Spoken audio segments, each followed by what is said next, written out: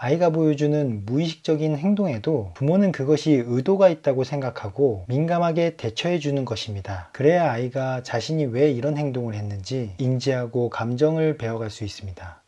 저는 조기 개입을 두 가지 영역으로 분류합니다. 하나는 치료센터의 조기 개입 프로그램인데 아이의 기능 향상이나 사회성 발달을 위한 치료법들입니다. 권고하는 것이지 무조건 해야 하는 치료법들은 아니기 때문에 아이의 상황에 맞게 의사와 전문가에게 조언을 구하고 선택한 후에 치료센터를 다니면서 진행하고 부모도 배워서 하는 치료 영역입니다. 또 하나는 제가 공유하는 부모가 하는 조기 개입 방법인데 앞서 언급한 프로그램의 치료 효과를 더 극대화하고 부모가 아이의 두뇌가 안정적으로 성장하는 것을 돕는 영역입니다. 저번 영상에서 다큐멘터리 리뷰를 통해 애착 형성의 중요성에 대해서 먼저 공유드렸습니다. 이번 영상에서는 부모가 하는 조기 개입 방법의 첫 시작으로 자폐 스펙트럼 아이와 애착 형성하는 방법을 공유하겠습니다. 보통 이론적으로 애착을 설명할 때 친밀한 정서적 관계라고 말합니다. 제가 생각하는 애착은 부모가 아이에게 신뢰를 쌓으며 애정이 넘치는 관계를 유지하는 것입니다. 그럼 신뢰는 무엇일까요? 신뢰는 만드는 것이 아니라 쌓는 것이라고 합니다. 서로가 오랜 시간 동안 많은 경험을 하면서 쌓는 것입니다. 그렇다면 부모와 아이가 신뢰를 쌓기 위해 어떤 경험을 해야 할까요? 그리고 어떻게 하면 애정이 넘치는 관계를 유지할 수 있을까요? 한번 세부적으로 알아보겠습니다. 첫 번째는 민감성입니다. 인간관계가 완만한 사람들은 주변 사람들의 기분과 의도를 민감하게 잘 파악하고 대처한다는 특징이 있습니다. 부모의 민감성도 마찬가지입니다. 아이가 보여주는 행동에 어떤 욕구가 있는지 관찰한 후에 축적된 경험을 바탕으로 미리 욕구를 충족시켜주는 것입니다. 먹고 자고 배변하는 것에 대한 기본적인 욕구를 민감하게 잘 충족시켜주는 것뿐만 아니라 아이가 보여주는 무의식적인 행동에도 부모는 그것이 의도가 있다고 생각하고 민감하게 대처해 주는 것입니다. 예를 들어서 제 아이는 제자리 돌기를 많이 합니다. 전정감각이 아직 미성숙해서 그러는 것도 있지만 기분이 좋을 때나 심심한 상황에서 오랫동안 그 행동을 유지합니다. 그러면 저는 기분이 좋아? 또는 심심해? 라고 감정을 읽어주고 스킨십을 하거나 몸놀이를 해서 자연스럽게 행동을 전환시켜 줍니다. 그래야 아이가 자신이 왜 이런 행동을 했는지 인지하고 감정을 배워갈 수 있습니다.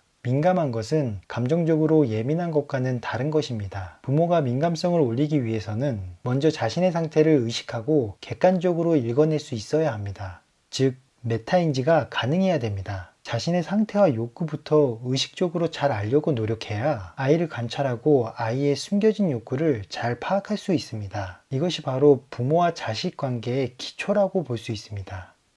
두 번째는 반응성입니다. 즉시 반응하는 것은 가장 기본적인 것이고 그 외에 세 가지를 추가 설명하겠습니다. 한 가지는 부모가 아이의 감정을 읽고 반응하는 것입니다. 아이들은 생활 중에 항상 속상한 일들이 많습니다. 아이가 표현하는 슬픈 감정을 부모가 막지 말고 먼저 공감해줘야 합니다. 울고 있구나. 슬펐어. 속상했어. 등의 대화로 공감을 충분히 한 후에 엄마가 있잖아. 아빠가 있잖아. 위로해 줄게. 라고 안심시켜줘서 아이가 양육자를 좋은 정서로 돌리기 위한 대행자로 인식할 수 있게 해줘야 합니다. 그 후에 너가 좋아하는 다른 거 같이 한번 해볼까? 물 한번 먹어볼까? 등으로 주의 환기를 시켜주면 됩니다.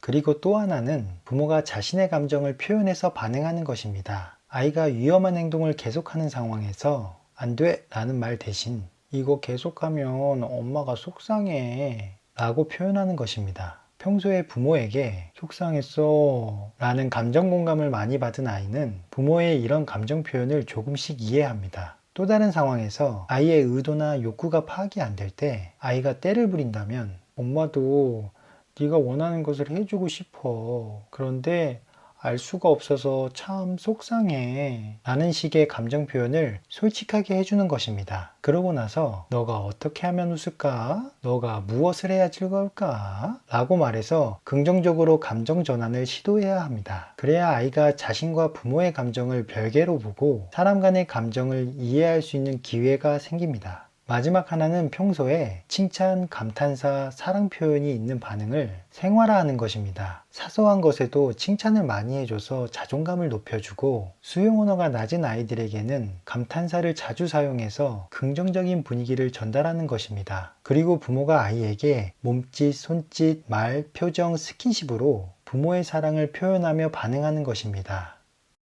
세 번째는 일관성입니다. 앞서 언급한 민감성과 반응성을 부모가 일관성으로 유지하는 것입니다. 일관성에 대해서 세부적으로 설명하자면 부모가 아이에 대한 즉시 반응이 일관적이지 못하고 부모의 기분에 따라 반응 또는 무반응으로 보이거나 평상시에 무표정으로 대하다가 기분 좋을 때만 웃어준다면 아이는 혼란을 겪게 되고 부모에 대한 상호작용이 줄어들게 됩니다. 또한 간식, TV, 특정 놀이나 행동 등에 대해 상황에 따라 규칙 없이 허용과 금지를 번복할 경우에 아이가 부모의 지시를 수용하지 않는 모습을 보입니다. 그리고 아직 의사소통이 어려운 아이들은 이 상황에 대해 분노 발작으로 이어지는 경우가 있습니다. 안 되는 것에 대해서 아이가 떼를 부리더라도 처음부터 일관되게 계속 안됨을 유지하는 것이 오히려 아이의 혼란을 줄일 수 있고 더 큰 화를 막을 수 있습니다. 감각 처리 문제가 있는 아이들은 평소에 불안이 있기 때문에 일관된 양육 태도를 보이지 않으면 아이는 예측이 어렵고 더 불안하고 혼란스러워합니다. 부모에 대한 신뢰감이 떨어지고 위험한 상황에서도 부모의 지시를 따르지 않는 경우가 발생합니다. 생활 속에 다양한 규칙들을 만들고 일관성 있게 지켜야 합니다.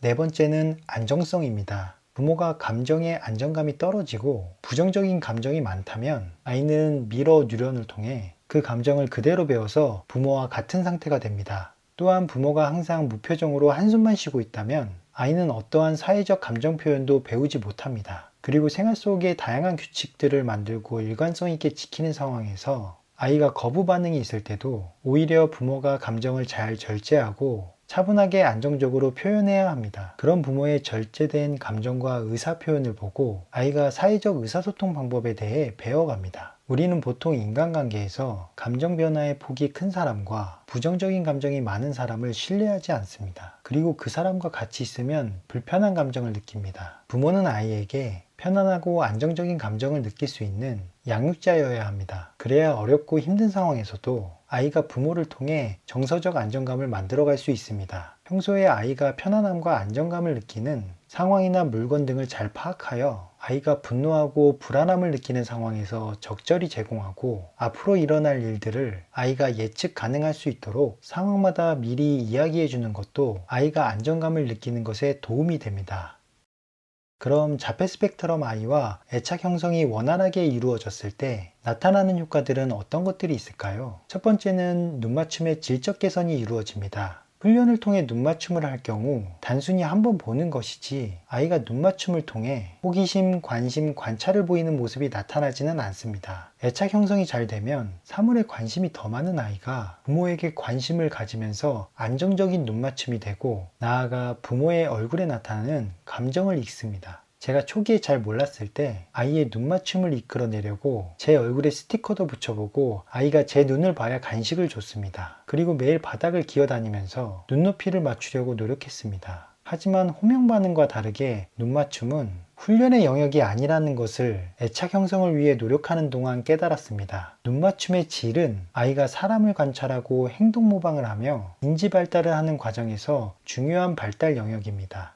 두 번째는 사회적 미소가 생깁니다. 이게 정말 중요한 것인데 애착 형성을 통해 영유아기 때 두뇌가 성장하는 과정에서 사람과 공감할 수 있는 사회성 시스템이 만들어졌다는 증거이고 이런 경험을 영유아기 때 계속하게 된다면 만 7세 이후 뇌신경계가 안정화되었을 때 자폐 성향이 완화되는 확률이 높아진다고 합니다. 나머지 효과들은 저번에 공유한 다큐멘터리 리뷰 영상을 참고 부탁드리겠습니다. 마지막으로 개인적으로 하고 싶은 이야기를 전하겠습니다. 제가 처음에 아이와 애착 형성이 힘들었던 이유는 바로 옆에 있는 배우자에게 저는 신뢰받지 못한 사람이었고 부부가 애정 넘치는 관계가 아니었기 때문이었습니다. 주변에서 너무 쉽게 완치에 대해서 이야기해서 앞만 보고 달려왔고 그로 인해 서로 감정적인 소모가 많아서 저희 부부는 지쳐 있었습니다. 애착을 아이랑만 형성하는 것은 의미가 없다는 것을 그때 알게 되었습니다. 지금도 많이 부족하지만 부모가 먼저 정서적 안정감과 휴식을 가질 수 있도록 서로 배려하려고 부부가 노력하고 있습니다. 그리고 어쩔 때는 애착 관계를 유지하는 게 너무 힘들고 아이가 태행적인 모습을 보였을 때는 마음이 무겁기도 하지만 아이가 하루하루 1mm씩이라도 작은 성장을 하고 있고 그 성장이 저희 부부에게는 큰 버팀목이 되기 때문에 노력을 멈추지 않을 것입니다. 다음 영상에서도 부모 입장에서 필요한 정보를 계속 공유하겠습니다. 도움이 되셨다면 구독과 좋아요 부탁드리겠습니다. 그리고 궁금한 사항은 댓글로 남겨주세요. 감사합니다.